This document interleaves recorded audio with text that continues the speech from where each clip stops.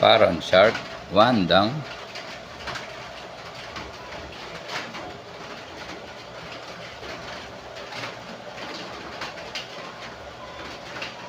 Yung paron shark natin guys. Nag-stock nga din ako ng mga feeder dito kasi meron tayong RTC at mga Oscar. Favorite din nilang kainin yan.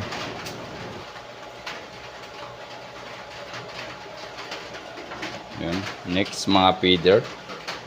At ang final, ang albino silver arowana natin.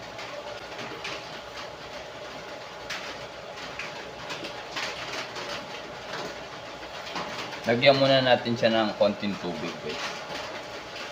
Para hindi siya mawater.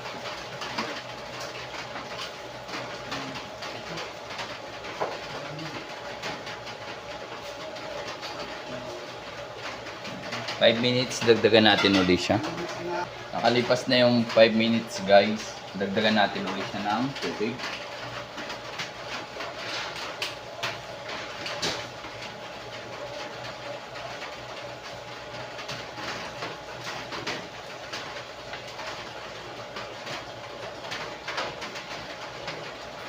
Five minutes ulit guys para yung temperature ng tubig is maanuhan siya, hindi siya ma-water siya.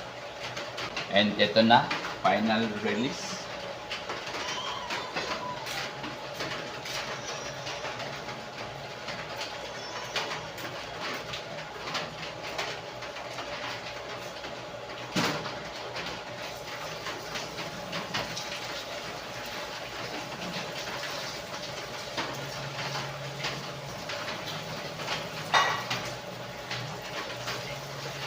Yan na guys. Uy. Welcome guys. Itong arowana ko nga pa lang to pang-anim na arowana ko na to. Kaya last na yan. Promise last na yan. Bali na dalawang silver arowana na ako. Tapos dalawang Giardini. At isang special super blood red arowana na samurai type. At ito ang huling alagaan natin na albino silver arowana. Last na yan guys, promise. Pero kung merong mag-sponsor or magbigay sa atin ng SHBRTG, why not? Chok not. Enjoy fish keeping guys. Lagyan muna natin ng konting montage. Montage, pasok.